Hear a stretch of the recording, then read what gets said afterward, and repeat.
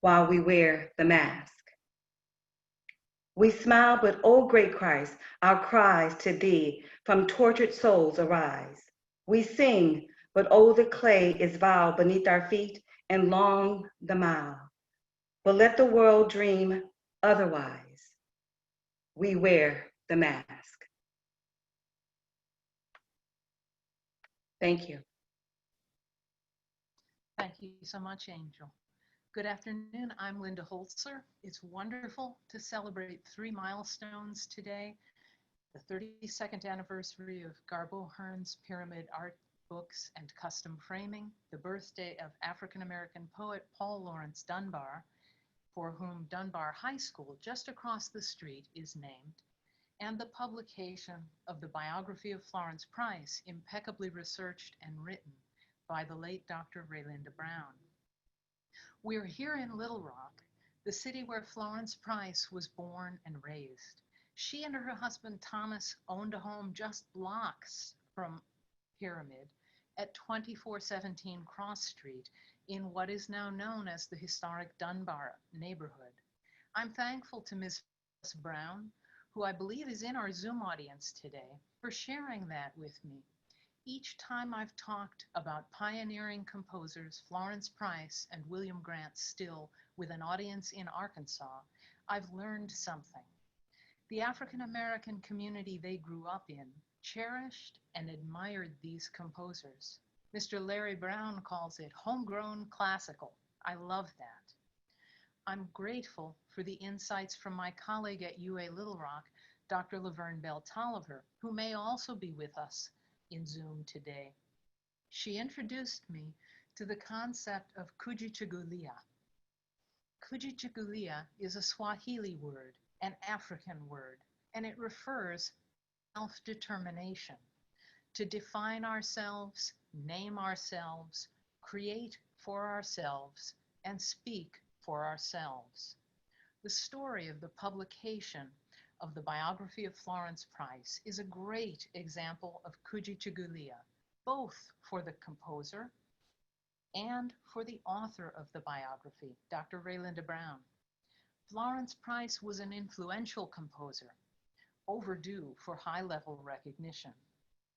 On the strength of her work, Raylinda Brown overcame the doubts of faculty at Yale about a dissertation topic they knew nothing about, and she became an influential musicologist, teacher, and higher education administrator. We're honored to have distinguished speakers with us today from around the country, including her sister, Dr. Carleen Brown.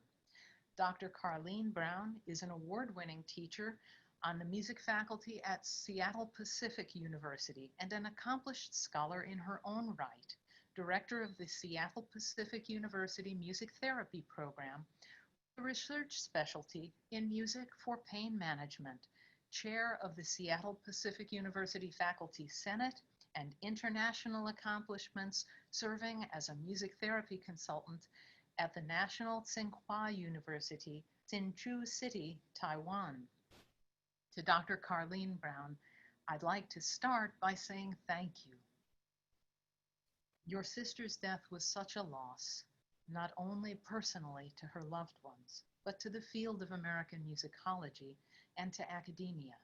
Thank you for doing the hard work of getting her manuscript published so that the story of Florence Price could be told expressively well. Would you share with us what impresses you about these remarkable women, the reflections and connections between Raylinda Brown and Florence Price?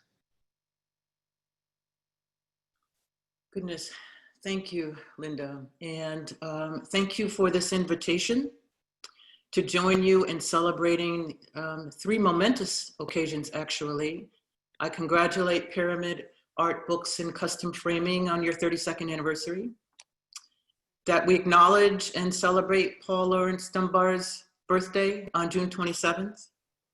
And now, as of June 22nd, my sister's published biography on Florence Price.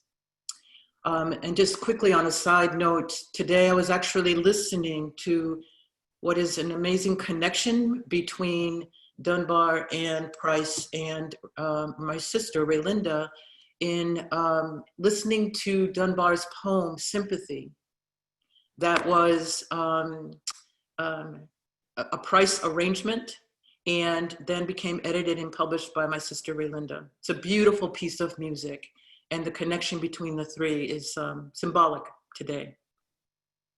I've not been to Little Rock, and after spending this much time now in my sister's work, I wish I was there in person with you.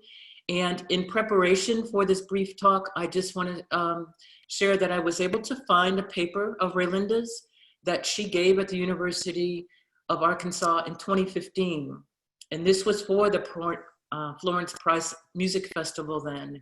And in her paper, clearly her connection to Little Rock and the work and the investment in Raylinda is how this book came about.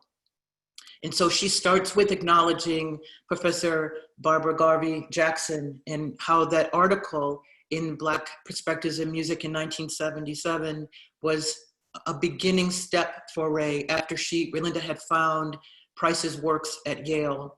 But Professor Jackson spent a great deal of time with Raylinda and mentored her, and they became very close.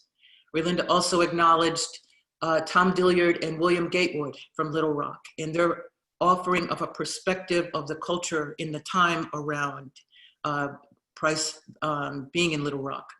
Also Jim Greason and Linda, clearly you know Ray really well, and how she acknowledged the importance of your friendship and support of her research while in Little Rock. And to have the Florence Price materials collections at the University of Arkansas, Raylinda acknowledged how much had grown even from the time she wrote her book to how much more material was found and placed at this important place at the University of Arkansas. During her presentation, Raylinda read from her book, and it is quite a story on Florence Price. Raylinda is quite detailed. Her work is evident by her training at Yale. She studied under a renowned musicologist, Claude Poliska. And as Linda noted, it is part of Raylinda's story to what she must have had to do to convince the musicologist at Yale during that time to take on an unknown African-American woman composer and make it legitimate enough for a dissertation topic. It became a part of Raylinda's story of her persistence in believing in Price and throughout her life and career. And much of what Raylinda's book is about is how closely intertwined, she actually told me, her life became with Price. In this book, not only does she detail the chronology of Price's life at Little Rock, being sent off to school at New England Conservatory, coming back to Little Rock and teaching, leaving to go to Clark Atlanta, and then coming back to Little Rock and getting married and her family and so forth before she moved on to Chicago. Raylinda's not only telling the biography of this individual, but it's also a historical sociological statement on the times of the 1800s of what it meant for an African-American woman in particular, with children, alone in Chicago, paving her way as a composer. Raylinda talks about what was successful for Price to open the door and be the only one often at the table as a composer, but also of her many disappointments. She spoke about how it meant a lot for her to be recognized for Price to be recognized by East Coast symphony orchestras. And there's an infamous letter that Raylinda details of writing Kusavitsky, conductor of the BSO, and being dismissed by him. It mattered to Price. It's an example of this sort of distancing she had from the culture. We learn a great deal about the music scene of Price and William Grant Stills, and quite a bit of research on Marian Anderson and Roland Hayes and Harry Burleigh. This time frame of the arts, of what it meant to be a Black artist. What did it mean to be seen? What did it mean to be heard? And so one of the questions that was asked of me often is, why now? And so this book of Raylinda's had sat, the research, she did it, and it sat. And Raylinda chose to pursue a career in academia as an administrator. And part of the conversations I've had with many of her colleagues and friends of ours, of mine, are what it meant for Raylinda to mentor. Given what she had learned in the process of what it meant to get to this point in her career, Raylinda's life story is also about mentorship. She chose to become chair of University of California at Irvine, to move into a vice presidency of all of undergraduate education at Loyola Marymount. And then finally, she had 1 year of impact as a provost at Pacific Lutheran University. At the table, Raylinda speaks of often being the only one at the table, like Price. She knew and understood what it meant to be that person, but the influence and the impact one could have. So while she pursued the academic administrative track, Raylinda's passion for Price did not falter at all. And that is what is incredibly impressive. I had before me boxes and boxes of not only her editions, but how Raylinda, because she was meticulous like Price in keeping detailed records. And so I have emails from orchestras throughout the country asking for Raylinda's editions of the symphonies. And Raylinda would herself, because she didn't have at that time an RA or a TA to help her, she herself packaged up whatever the instrumentation was that they were looking for and sent them off. Often for only $100, never more than that, sometimes for free. And I asked her why, and she said, the only thing that's important is that Price's music be heard. This was never about Raylinda. It was always about Price. It was always about how to hear Price's music, and she would do whatever it took. Raylinda was often invited to offer the program notes before a performance. She would fly to whatever city that invited her to give a presentation on Price and the importance of her work that belongs in the Academy and in the canon. So while the book was not published, I'm very proud of how Raylinda, throughout her life, championed this woman's work. And it is difficult, as you can imagine, that now the book is out and there is another generation that is learning about Price as well. They should. And Raylinda should be a part of all of what this means. I am only here to celebrate my sister's work and acknowledge that this is quite a story. And I would like to offer that the appreciation of Dr. Guthrie Ramsey at the University of Pennsylvania, edited the book and also wrote the foreword. Because what was important is that while Raylinda did the research, and much of this research she writes about are from individual relationships she had with people that were connected to Price's life. Many of these people have passed on, but they handed to Raylinda photographs, programs, notes written by hand that Raylinda transcribed. So a lot of this original work was handed to Ray and she put it into this book. But Dr. Ramsey updated since Raylinda's research. There's a lot more that's been done on Price, which is fabulous, which is what Raylinda wanted. She wanted to start the dialogue, and her expectation is that hopefully that there is enough interest in Price that we continue the work. Who is this woman? Publish her work, play her work, perform it, record it. It is what is important. So Dr. Ramsey, I am grateful to how he has framed Raylinda's work in today's culture and recent updates. And then I wrote the afterword as a tribute to my sister in terms of her fearless passion for Price, what she did regardless of her title She often said, as I just said, that their lives were intertwined. They were both organists. They understood what it meant to be single parents. They understood what it meant to be at the table. You can hear Raylinda's story in Price as well. And a comment that was recently made was how, as an African-American woman, Raylinda understood Price in a way that many others in the Academy wouldn't. And so it was important for Raylinda to speak Florence Price's truth, her success, and also the challenge of what it meant to get to as far as she's gotten.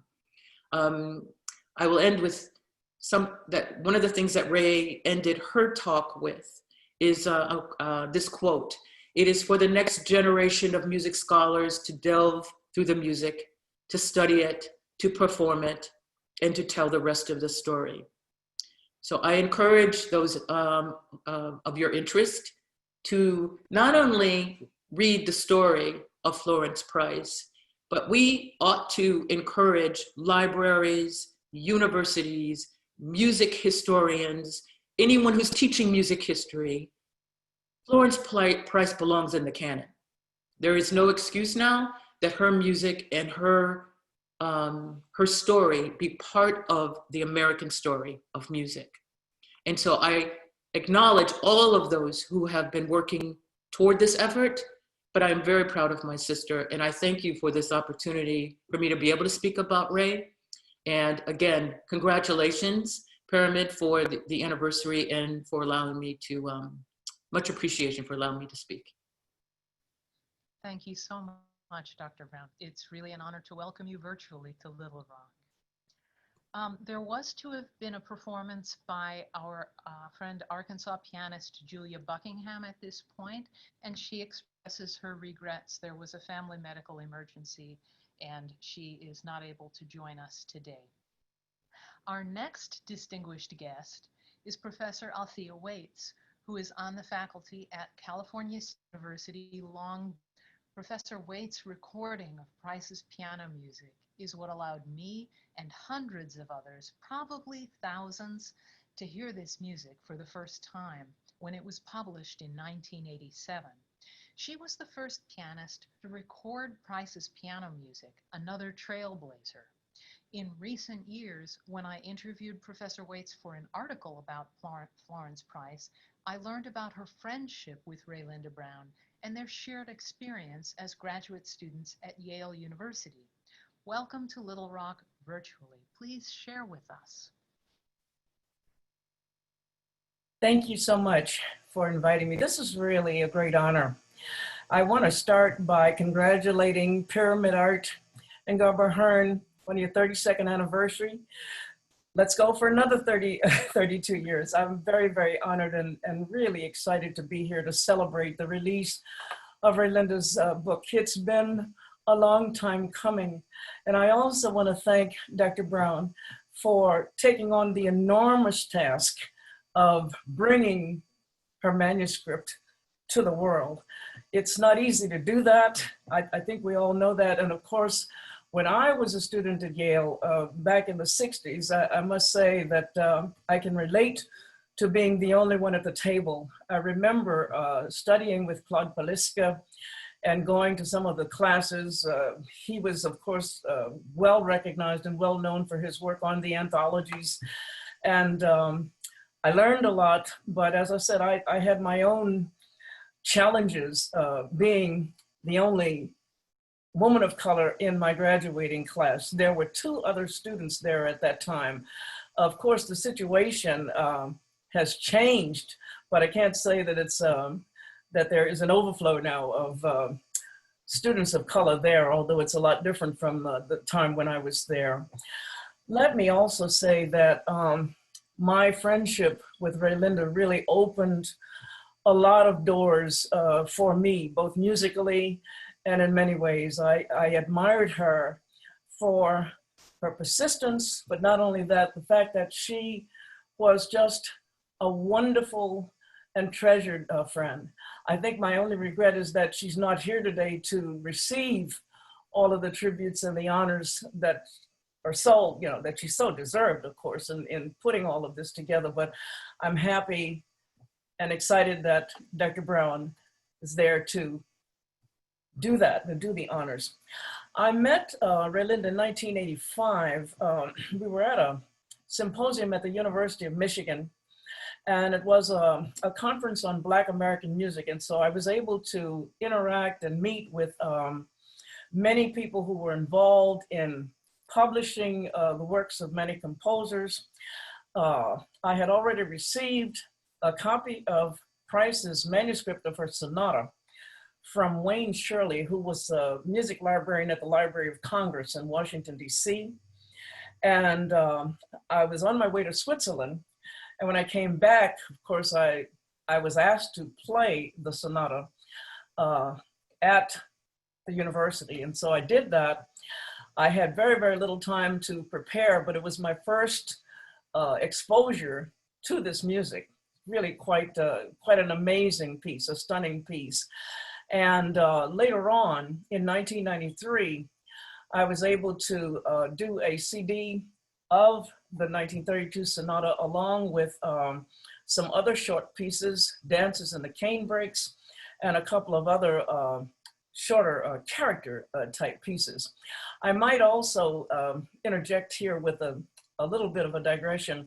My great aunt, Isabel Franklin, played some of these short pieces, and she gave me a copy of Etude magazine, which is really the predecessor of all of the piano magazines that we now have out in print. Etude magazine offered technique and all kinds of things for teachers, for piano teachers. And there were numerous examples in the magazine about current pieces. And I found a copy of a piece called The Song of the Old Boatman, written by Florence Price. And I included that in the album that I did with Cambria Records. So it was really something that I just wanted to add to the larger work, the sonata. In addition to that, of course, I've also been teaching this music at Long Beach State, because I find, of course, that over the years, there's always been, I want to say, you know, not an omission, but just simply people not even paying attention to the fact that Price should have been in the canon years ago. But I assigned a lot of this music to my students. They were excited about it. They were enthusiastic about it, and they learned it. And felt that, how come this music is not published? How come we don't know anything about it? And of course, again, the reason being that a lot of this material had simply been neglected. One of the things that I also did to promote Price's music was to have it programmed by KUSC. KUSC is a classical music station in Southern California. And I happened to meet a couple of the hosts for different programs. And over the years, through, again, being persistent, I was able to have them perform, well, record and air a lot of the music of Price. Her Symphony in E minor, the 1932 Sonata, some of the short pieces. And my take on all of this is that there is no reason why this music should not be mainstreamed. It needs to be performed, and it needs to be heard widely. And some of that is happening now, and I'm very happy to note that that is one of the most important things that I think about any music. The other thing that I wanted to say too about my friendship with Linda is that we shared a lot during the years that I got to know her. We often talked about all of the issues that are common among people of color, how we had to struggle in order to do our work, get things done, raising a family. All of that is something that I am, of course, totally familiar with. It's never easy to meet those challenges and do everything else that you need to do, and teach and prepare for concerts and all of that. So Relinda was very, very empathetic and very caring about that. That was one of the things that I really, really admired so much about her, that she always took the time to share what she had experienced. And then she was an incredible listener. You know, she would always ask me to share what I had experienced or anything that I was going through at the moment. She was also very, very detailed, as Carlene pointed out, in the way that she did things. And she asked me to do lectures in some of her classes at Irvine. I talked about Price, and of course talked about my experience with introducing a lot of the music of African-American composers. I was very, very privileged to have had that opportunity to do that. And in addition to that, of course, we also shared a lot with her work at Loyola Marymount. I did concerts there, and one of the things that I always felt very, very, well, just important was to promote and to perform at least one or two works by an African-American composer alongside Bach, Beethoven, Brahms, Chopin. I mean, it was something that I just felt really, really important, that this music should not be just relegated to what we call Black Heritage Month or Black History Month. I'm sure that many people in the audience are familiar with that. It simply needs to be heard on a broad scale. One of the other things that I've had many opportunities to do is, of course, to travel to Europe and to various places in Asia. I've performed the sonata in Japan, most recently in 2017 in South Africa. I did 4 concerts featuring music of African-American composers. And of course, I included the sonata because many people there had not heard it.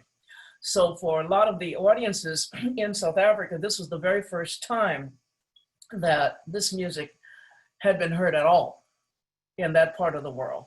So I was very, very honored to have had the privilege of doing that.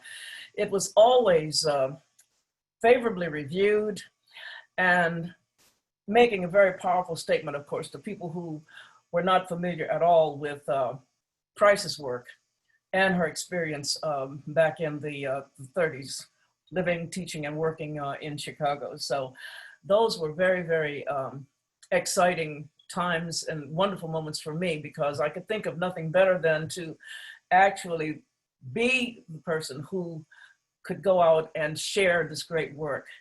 I want to encourage everyone who is listening, and those who are not, to please buy this book.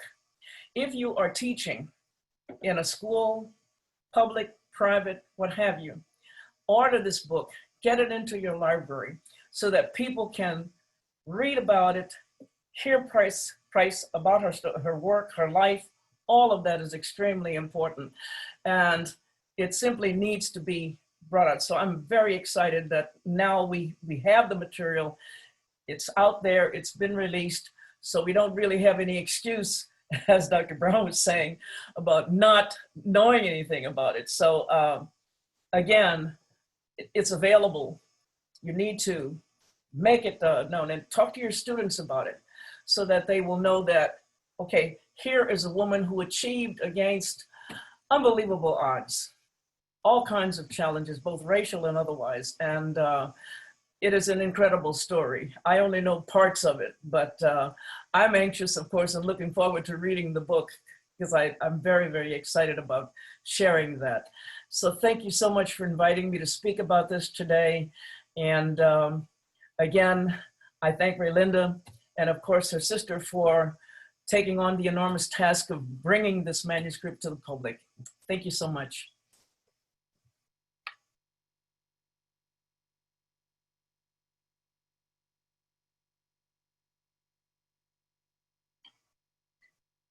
By what she loved.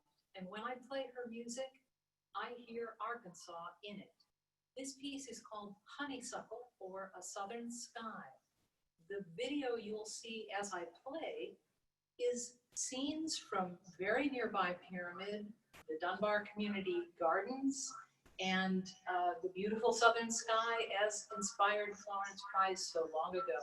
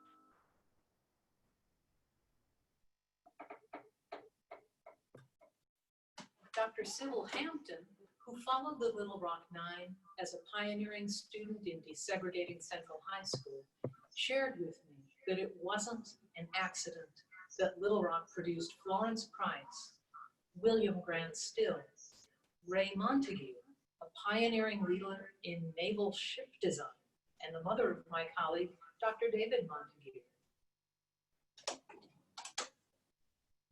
and other tremendously talented high achievers in many fields. She pointed out that while it's true, the schools were segregated for a long time, the quality of teachers at the schools was very high, and teachers such as Carrie Still Shepperson and Charlotte Andrews Stevens played an important role in nurturing and challenging their students. Gifted voices don't come out of nowhere. They have a foundation that encouraged them. Our next distinguished speaker has deep roots in Arkansas and is now Dean of the College of Arts, Media, and Communication at Minnesota State University, Moorhead. Dr. Ernest Lamb is an expert on African American composers. His 1994 radio documentary on Mrs. Price, co-produced with KUAR's Ben Fry, From Spirituals to Symphonies, won a Gracie Award. Not only a respected musicologist, he is a talented cellist who was a member of the Arkansas Symphony for many years. The world is a better place because Dr. Raylinda Brown was adamant that her dissertation was not going to be the umpteenth dissertation on a topic that had already been mined. She then devoted decades to further research, and today we have the results in our hands. Welcome home virtually, Dr. Lamb. Please share with us. Good afternoon, everyone. Hope everyone can hear me. I am currently in a car dealership because I'm having my car fixed. I'm hoping if you hear any extra noises, please forgive me for that. But again, thank you, Linda, for inviting me to participate in this, and it's really great to be back home, um, at least virtually in Little Rock, Arkansas. As you said, I'm at the University of Minnesota in Moorhead, and actually I live in Fargo, North Dakota, and I never thought I'd be way up here, but here I am working and enjoying it. I want to share my experience with my work with uh, Florence Price, and also my encounters with Dr. Ray Linda Brown. As a musician, and at the time when I was in Arkansas, playing with Arkansas Symphony as well, I was also the orchestra directors at Man Magnet School and Parkview Magnet. And I was really thinking about how I could incorporate music of African American composers within my classes. And one day I came upon the idea of, why don't I create a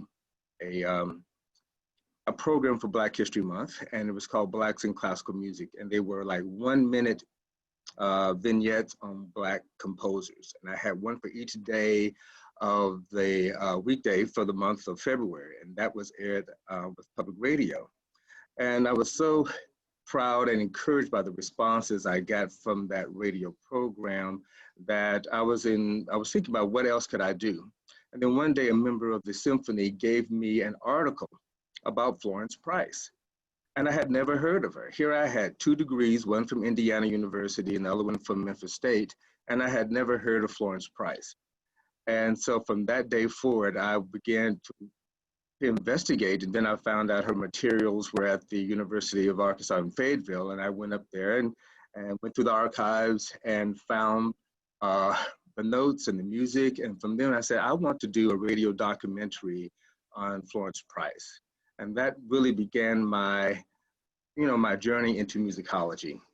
And as part of my research, I came across Dr. Ray Linda Brown's dissertation on Florence Price. And at the time, I was a cellist, and I just found out where she was working, and I just called her. And I had the audacity just to call her and ask her some questions about Florence Price. And she was very gracious, and she told me where some of the archives were and really pointed me in the right direction to complete this. And so about a year later, after that encounter, I finished From Spiritual to Symphony, the life of Florence Smith Price for public radio. And part of that work was I was able to find one of Price's former piano students. And I interviewed her for the radio documentary. And I was also able to find some other music that hadn't been published, because even then in, I guess in the early 90s, there weren't a lot of recordings of her work. And so I got members of the Philander Smith Choir to record some work, some of her music, and I was able to get this documentary together, and that was about 30 minutes. And then after that, following that documentary, there was about an hour-long program of music. And so it was really exciting to pull all that together.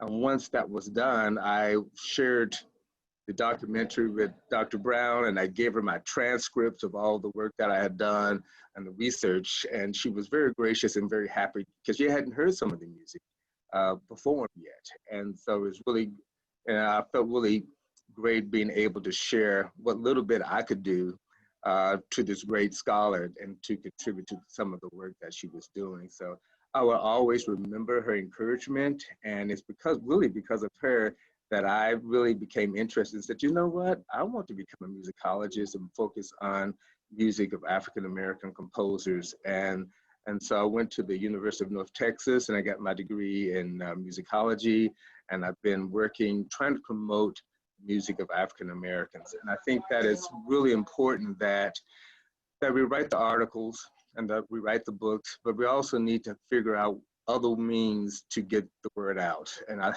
really like to think that my radio documentary has played a little small part in getting the word out about Florence Price. I'm really surprised that almost 30 years later from that documentary, I still get calls about that program, and people wanted to see my notes about that. But it really, it's all traced back down to Dr. Brown encouraged me to pursue this and saying that we need more scholars. We need more people getting the word out. We need more people promoting in every venue that we can. And so I'm really grateful to have this opportunity to share my journey, my relationship with Dr. Brown and how she encouraged me to pursue musicology, and then my position as a dean, really making sure that the music that our students are learning, that it is inclusive and that it is diverse, and making sure that and getting the word out to the instructors in these universities that here are some other composers that you need to include that really should be part of the canon. And so I like to think that I may not be as active as a musicologist, but as an educator, that is my job also to help promote and make sure that what we're teaching students, that they have opportunity to learn about the Florence Prices and the William Grant Stills, and that people aren't like me who went through and had 2 degrees and had never heard of Florence Price, and try to make sure that never happens again. So again, thank you all. I'm glad to be a part of this program, and it's so great to see so many familiar Arkansas faces there. I wish I could be there with you, but yeah, it's so good to see all of you. Thank you for the opportunity. Thank you so much, Dr. Lamb. I wish we had a photo of the moment when Raylinda Brown, as a master's student working in the library, cataloging these boxes of scores and papers that nobody knew the provenance of and really the significance of the works, that moment when she had that eureka realization. You know, I think there's a movie here down the road. Maybe Audra McDonald could play Florence Price. The great thing about Raylinda Brown's biography of Florence Price, The Heart of a Woman, is that it is such a powerful book for this moment, right now, in American history. In studying the life of Florence Price, Raylinda Brown, as a Black woman, understood the life of the composer in all its nuances and conveys her story poignantly, as only another Black woman could. This is a 3-dimensional portrait of the composer in the context of the history and the world of music. Dr. Brown doesn't shy away from hard topics such as racism. The biography's editor, Dr. Guthrie Ramsey, wrote in his foreword, "The year was 1979. Raylinda Brown didn't know it at the time, but fate was putting her on a course to tell another Black woman musician's life story." The choice of the title for the biography comes from a poem by Georgia Douglas Johnson, which Florence Price had set in a beautiful art song. "The heart of a woman goes forth with the dawn, as a lone bird, soft winging, so restlessly on." Wherever you may live, in Arkansas or beyond, this is a story that will inspire and move you. Chapter VJ and the Black Metropolis, which highlights Price's creative skills as a savvy entrepreneur who, during the Great Depression, found work providing musical accompaniment for silent films and who composed popular music under the pseudonym VJ. This is a woman you want to know more about. This is a woman you will come away from the experience admiring. Florence Price had a calling for music, and it defined her from a very young age. Raylinda Brown had a calling for music too, and thanks to her vision and her determination as a scholar, her embodiment of Kujichagulia, we can come to know the story of Florence Price. And speaking of a woman with a calling, we also celebrate Garbo Hearn's 32nd anniversary of pyramid art, books, and custom framing. Congratulations on this wonderful milestone. Please tell us, what inspired you to open Pyramid 32 years ago? It was actually a joint project with my husband, Archie.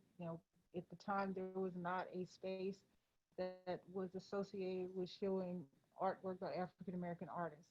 The bookstore evolved after that, and we moved on and continued to be a platform and a place for artists and authors of color to come and share locally, regionally, nationally, and internationally. And we are excited this afternoon to be here and not let a pandemic stop us. We're That's virtually right. here. We're making it happen. We've had music, we've had poetry, we had the visual art of Bisa Butler. We wear the mask, a quilt of Paul Laurence Dunbar. So it's been a wonderful evening and a wonderful way to celebrate the arts, because the arts are the basis of humanity, and that's behind everything that we do. Yes, indeed. Well, um, I'm very grateful to Garbo for hosting today's special event, and to her daughter Anna Hearn for her expertise running Zoom, and also visual artist Wade Hampton, who is here, and he has an exhibit in the gallery, which you may see by appointment. And really, this is a team effort making this happen. Um, Before we go to Q&A, I want to share something with you. Last year, an elementary music teacher wrote to share the story of how a boy in her class proudly told her, after she used my lesson plan about Arkansas composers, "I might be the next William Still." This new biography can be that kind of tool for culturally responsive teaching and learning.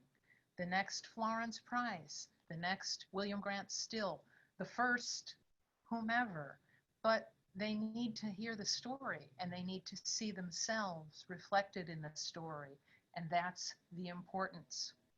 To buy a copy of the biography of Florence Price, please email the address indicated on the invitation to this Zoom. It's all one word, pyramidartbooks@gmail.com. And you will receive in return a PayPal receipt, or you may call Pyramid to provide payment information over the phone. This is a great time to take advantage of the 10% discount. Buy a copy for yourself. If you're a member of a book club, suggest this for the reading for a month. Consider buying a hardcover copy and donating to a library. In order for the story to live, it needs to get into circulation. And I can't emphasize enough, this is not the kind of book that will seem dry or dull. This is a vivid story, well told. This is not the language of a dissertation. It's a page turner, and you won't be sorry. And now we can embark on a Q&A session. All right, so I'm gonna step in just a little bit. This is Anna, your Zoom host for today. The way that we're going to do questions and answers, I am going to unmute Professor Waits' mic, as well as Dr. Brown, if you will unmute, and Dr. Lamb, if he's still on the call with us. Everybody, along the bottom of your Zoom screen, you should see something called participants. If you click participants, there is an option to raise your hand. So that is how we're gonna just keep a little order here today and not talk over everybody. If anybody has a question, just click on participants, raise your hand, I'll call on you, and you must unmute yourself. So, do we have any questions? All right, we have a question from Akiko Fujimoto. Please unmute your mic. Hi, everyone. Hello. Hello. I'm really excited to read this book, and thanks for hosting this. I'm here in Minneapolis, Minnesota right now. I'm wrapping up my tenure as the Associate Conductor of the Minnesota Orchestra, where I had the pleasure of conducting Price's first symphony. And I think we were the first ones to do the new G. Schirmer edition of the symphony. And I was wondering if anybody on the panel here or on the call today has any advice or knowledge about how they acquired the parts and how they're related to Dr. Brown's, the AR edition, because I started reading the AR editions version. I don't think he had performing parts though. And then right, as we were preparing to perform, the G. Sherman edition came out. But they're not the same. There are a lot of differences, discrepancies. So I was wondering, anybody here knows anything about whom I can maybe ask if I ever do this piece again about the two editions?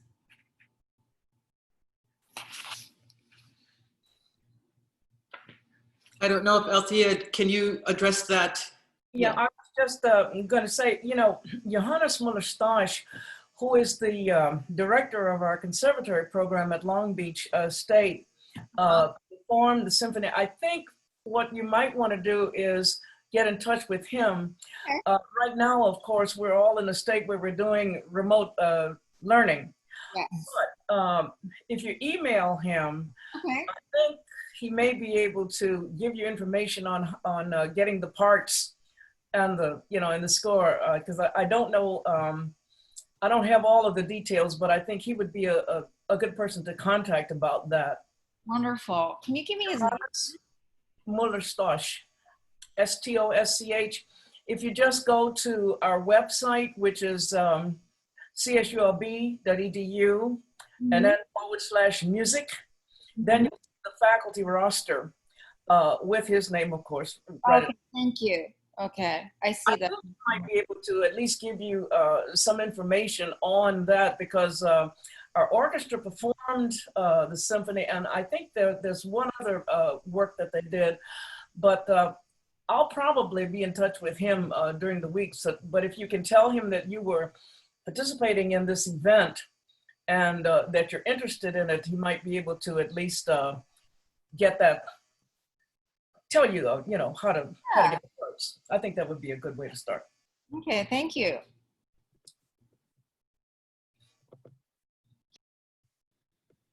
Any other questions? Please use the option to raise your hand by clicking participants, and you should be able to raise your hand. We did have some questions in the chat earlier. I will definitely just say, someone has asked, is there a documentary and is there a platform, i.e. YouTube, by which I can listen to a collection of the music? I think Dr. Lamb addressed it. Does he want to say more about the documentary? Yes, I'm maybe Linda, Dr. Host can talk about this. I think it's now part of the Arkansas archives now. We got a copy of it, so it is available for public. Is that right, Dr. Holzer? There is a radio documentary called Gathering the Pieces, which is online. If you do a Google search on Gathering the Pieces, Florence Price, it will take you to the KUAR KLRE website, which is an hour-long radio documentary. The first half is new, and the second half is Dr. Lamb's 1994 From Spirituals to Symphonies. Also, there's a DVD documentary that was created by UA Fayetteville professor Dr. James Greason. And I think that is called The Caged Bird. And if you search on his name, James Greason, Florence Price, The Caged Bird, you'll find information for purchasing a copy of that DVD. I also would love to add that with the help of a research assistant, we've created a website for unrelated work with her CV. And so it would list the publications, anything that she wrote, anything that she was a part of. It's part of, it's on this website, and it's simply relindabrown.org. Great, great. Awesome. So we have a question from Karen Walwin. Please unmute your mic. Good afternoon, and I just wanted to say that it's really a beautiful time to honor Florence Price. And Linda, thank you so much for your beautiful performance as well. You mentioned the documentary. I just happen to have a copy here in case anyone wants information. I just want to share that with you. It's by James Greason at University of Arkansas. It was a thrill to have you.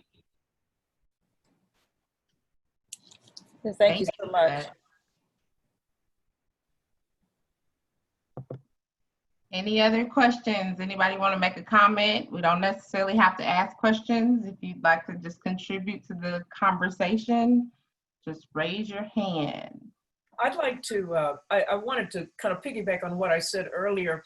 If anyone wants information from me, or if you just want to stay in touch with me, you can always reach me through the Cal State email.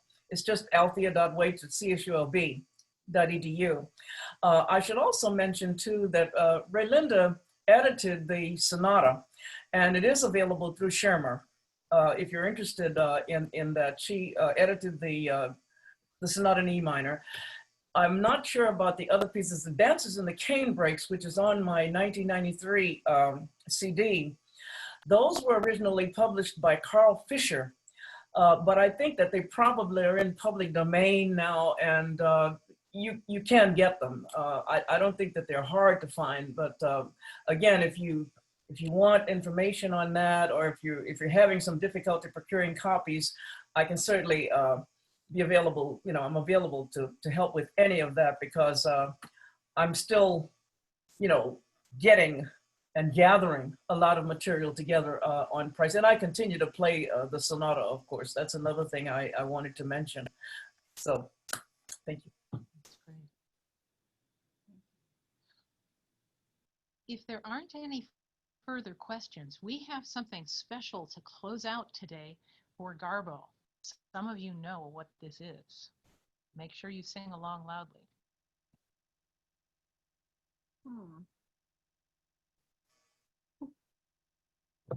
All right, so this is a surprise that Dr. Holzer and I put together, and we want everybody to participate. I'm going to unmute everybody, and we just want to sing happy birthday. We are celebrating the birthday of a business.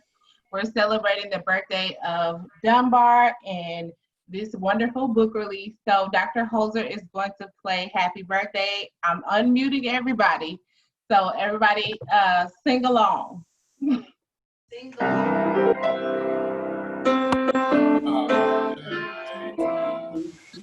Happy birthday. Happy birthday, Garbo. Happy birthday to you. Yay! I'm smiling inside. So thank you all so much for being a part of this wonderful opportunity to celebrate Florence Price, Paul Laurence Dunbar, and you, because you could be so many other places, but all of the participants, and it's just been amazing. And guess what? We're adding free shipping. So if you want to ship this book to anybody, let me know. I will ship it for free. Thank you so much, everybody. Florence Price rocks. Thank you all for coming. Thank you. Bye, Ernest. Thank you, everybody. Good to see you, Ernest. Good to see y'all. Okay, bye-bye. Thank you for coming. Everyone check your emails after this. I'm going to send out that special 10% discount and the free shipping offer. And to order, all you need to do is let us know you attended this and respond to the email so you can receive your special party favor. Hey, sounds good. Great, thank you. Thank you so much. Thank you. See you all tomorrow to get my book. Bye. Thank you. Thank you all for coming.